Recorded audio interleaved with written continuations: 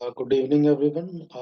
आज का जो टॉपिक हम इस वीडियो में कवर करने वाले हैं वो है how to handle stale element exception in your selenium script. तो uh, ये एक्सेप्शन है जो जब हम अपनी स्क्रिप्ट हम कभी रन करते हैं और अगर हमारी जो वेबसाइट है वो एक एक डायनेमिक वेबसाइट है जिसमें जो हमारे पेज के एलिमेंट्स है वो डायनेमिकली लोड हो रहे हैं। तो ये एक्सेप्शन हमें टाइम टू टाइम हमें एनकाउंटर होती है जब हम अपनी स्क्रिप्ट बनाते हैं। ठीक है। तो अब ये एक्सेप्शन क्यों आती है और इस एक्सेप्शन को हम कैसे हैंडल कर सकते हैं, तो ये हम इस आज के वीडियो में लर्न करेंगे। तो मेरी जो एग्जांपल वेबसाइट है वो मैंने ये यूज़ की है, Hostinger dot in. Free domain इसका एक ये पेज है और इस पेज में हम ये एक लिंक है यहाँ पे वर्डप्रेस, हम इस पे क्लिक करेंगे और फिर ये देखेंगे कि स्टेल एलिमेंट की एक्सेप्शन कैसे आएगी और उसको कैसे हैंडल करेंगे। फाइन। तो ये मैंने स्क्रिप्ट जो बेसिक स्क्रिप्ट है वो ऑलरेडी बना के रखी हुई है, जिसमें कि हम अपना ब्राउज़र ओपन करेंगे और ब्राउज़र में यूआरएल ओपन है और जो मेरा एलिमेंट है दैट इज जो मैंने अभी यहाँ बताया है कि ये एक लिंक है, एंकर टैग है। तो हम इस एलिमेंट को फाइंड करेंगे with the help of link text और अपने एक वेब एलिमेंट में उसको सेव कर लिया है। ये देखिए, driver dot find element by link test WordPress, और इसको एक हमने वेब एलिमेंट में सेव किया और फिर उस वेब एलिमेंट पे क्लिक किया। अभी इस पेज में अभी इस स्क्रिप्ट में एक्सेप्शन नहीं आएगी। हम इसको एक बार रन करते हैं।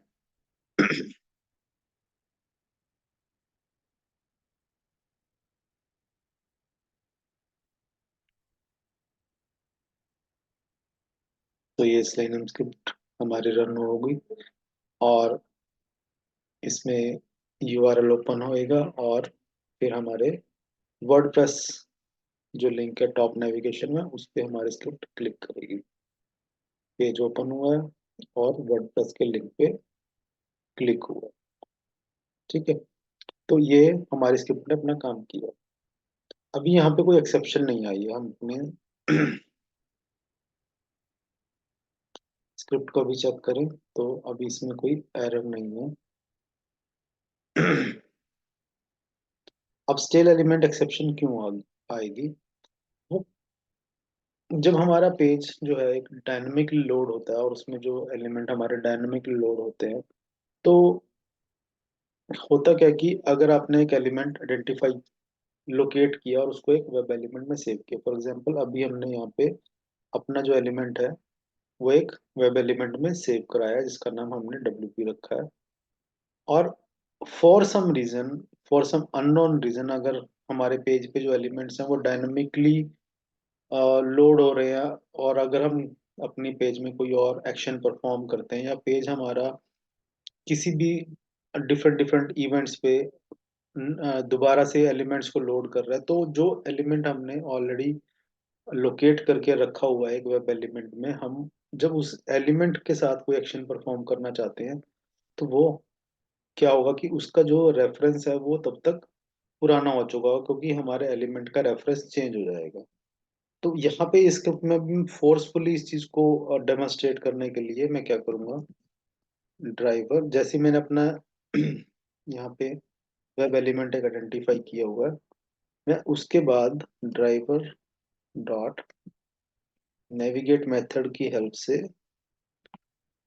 रिफ्रेश मेथड चलाऊंगा। यानी कि ये क्या करेगा, हमारे पेज को रिफ्रेश करेगा। यानी कि हमारी स्क्रिप्ट यहाँ तक चलेगी, पेज का यूआरएल ओपन होगा और वेब एलिमेंट को हम फाइंड करेंगे, उसको एक अपने वेब एलिमेंट में स्टोर कराएंगे और फिर नेक्स्ट लाइन में हम driver dot navigate dot refresh से उस पेज को रिफ्रेश कराते हैं और फिर हम उस एलिमेंट पे क्लिक करने की ट्राई करते हैं। तो जब अब हम ये स्क्रिप्ट रन करेंगे तो ये हमें स्टेल एलिमेंट की exception, stale element reference exception raise होगी। क्यों? लेट पहले हम स्क्रिप्ट को देखते हैं। चलाया हमने, लेट अस सी क्या हमारे वर्डप्रेस का जो लिंक है उस पर क्लिक होगा, पेज लोड हुआ है और वी कैन सी अब वर्डप्रेस का जो लिंक है उस पे हमारे स्क्रिप्ट ने क्लिक नहीं किया। Let us check the console of the script. तो अगर आप यहाँ पे कंसोल चेक करते हैं, you will see exception in thread main. और एक्सेप्शन क्या है हमारी? Stale element reference exception. And what it says, the element with the reference this is stale. ठीक है, और वो एलिमेंट कौन सा है? अगर हम लाइन ऑफ कोड यहाँ से देखते हैं, वो हमारा इस लाइन पे एक्सेप्शन हमें रेज हुई है, डब्ल्यू पी क्लिक।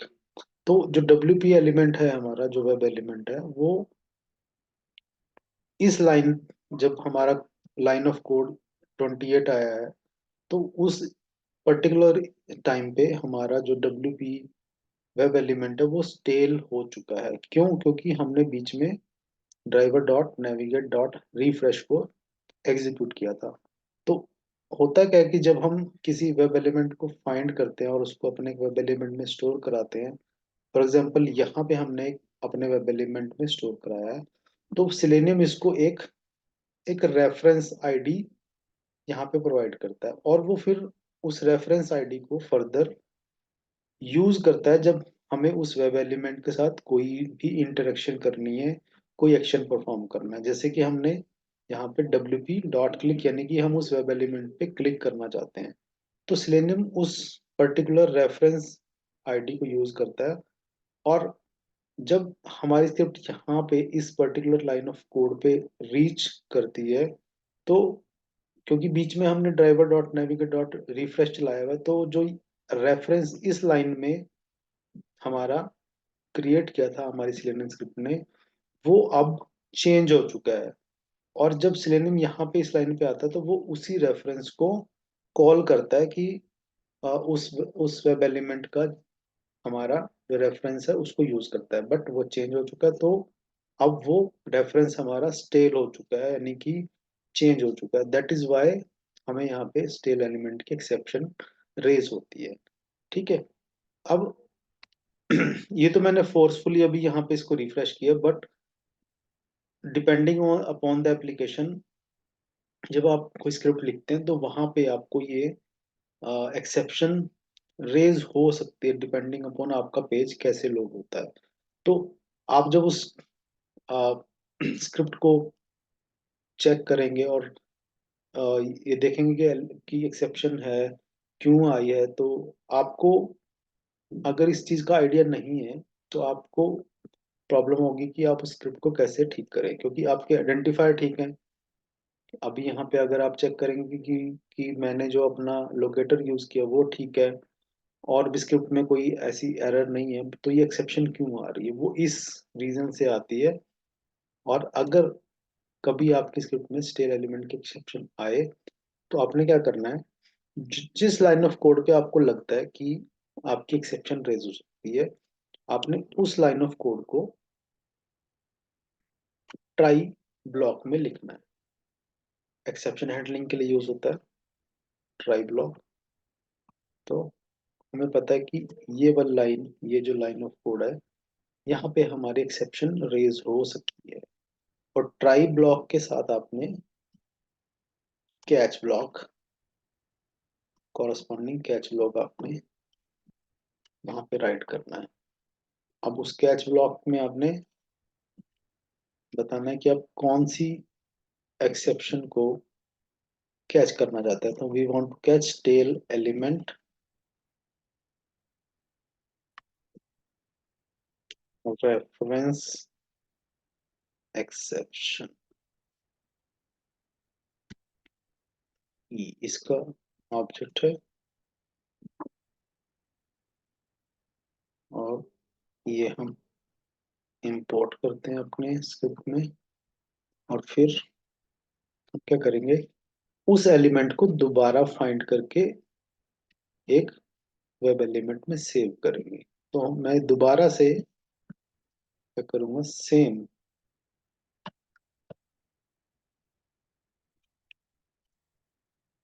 एलिमेंट को फाइंड करके उसको दोबारा से अपने एक वेब एलिमेंट में सेव करा लूंगा, और फिर मैं वो एक्शन परफॉर्म करूंगा जो मैं करना चाहता हूँ, दैट इज WP क्लिक। और ये देखने के लिए कि एक्सेप्शन आई या नहीं है, हम क्या करते हैं, जो एक्सेप्शन का लॉग है वो हम प्रिंट करा लेते हैं अपने कैच ब्लॉक में,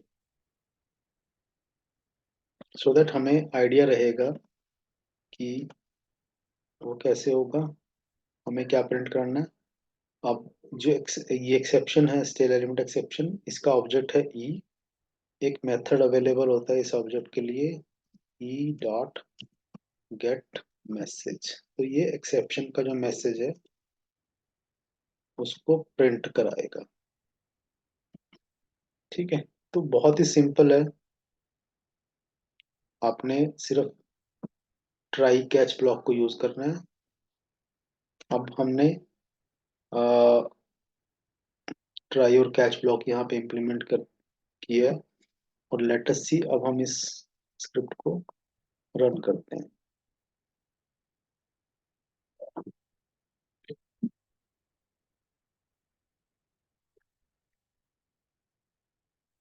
जैसे ही हम रन करेंगे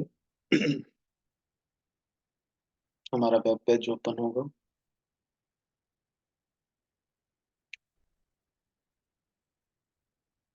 एंड ये देखिए क्लिक हो चुका है हमारे वर्डप्रेस, जो लिंक हमारा टॉप नेविगेशन में अवेलेबल है वो क्लिक हो चुका है। And now we go to the console, और यहाँ पे कंसोल में आप देख सकते हैं ये जो मैसेज है, ये हमारे कैच ब्लॉक में जो हमने ये मैसेज प्रिंट कराया है एक्सेप्शन का, वो हमें यहाँ पे प्रिंट, ये एक्सेप्शन का वो message, the element with the reference is other stele.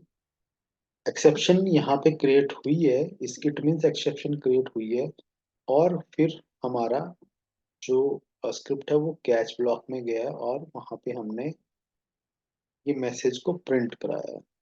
ये जो मैसेज है ये हमारे एक्सेप्शन का मैसेज है।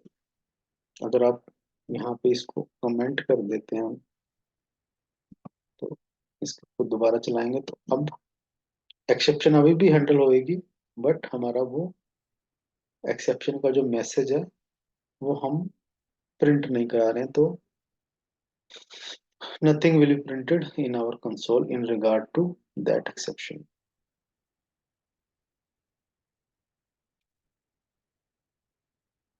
पेज ओपन हुआ है, और then it will click on WordPress link in the top navigation। देखिए क्लिक हो चुका है। अब हम दोबारा यहाँ पे जाएंगे तो यू विल सी, अब यहाँ पे कोई भी मैसेज नहीं आया, क्योंकि मैंने अपने स्क्रिप्ट में ये जो लाइन ऑफ कोड है उसको कमेंट कर दिया था, सो दैट अब जो एक्सेप्शन का जो मैसेज है वो हम प्रिंट नहीं करा रहे। ठीक है, तो it is up to you, आपको रिक्वायरमेंट है कि आप वो मैसेज प्रिंट कराना चाहते हैं, बट वो मैसेज का प्रिंट होना आपके लिए एक इंडिकेटर है कि एक्चुअल में एक्सेप्शन रेज हुई है। क्योंकि अगर एक्सेप्शन रेज नहीं होती तो हम हमारी जो स्क्रिप्ट है वो यहीं पे ट्राई ब्लॉक में ही एलिमेंट पे क्लिक कर देगी। ठीक है, और कैच ब्लॉक में वो नहीं जाएगी। तो ये मैसेज एक इंडिकेटर है विच विल शो कि हाँ एक्चुअल में एक्सेप्शन रेज हुई है। तो ये एक कॉमन, एक छोटा सा एग्जांपल है कि स्टेल एलिमेंट की एक्सेप्शन रेज क्यों होती है हमारी स्क्रिप्ट में, और अगर रेज हो रही है वो एक्सेप्शन तो आप उसको कैसे हैंडल कर सकते हैं। बहुत कोई डिफिकल्ट नहीं है, बट अगर आपको नहीं पता तो यू विल, आप ढूंढते रहेंगे कि मेरा आइडेंटिफायर ठीक है, लोकेटेड ठीक है, तो एक्सेप्शन क्यों रेज हो रही है? ठीक है, तो वो dynamic behaviour of the page की वजह से होती है, जिसमें हमारे पेज के एलिमेंट अपना जो रेफरेंस है वो लूज कर देते हैं, क्योंकि नया रेफरेंस क्रिएट हो चुका होता है। ठीक है। आई होप ये स्क्रिप्ट आपको हेल्प करेगी आपकी जब आप अपने स्क्रिप्ट बनाएंगे, और कोई फ्रेमवर्क जब क्रिएट करते हैं, आपकी स्क्रिप्ट रिलायबल हों, कोई भी एक्सेप्शंस ना आए, और अगर आए तो आप उसको हैंडल कर लें। Okay, thank you very much.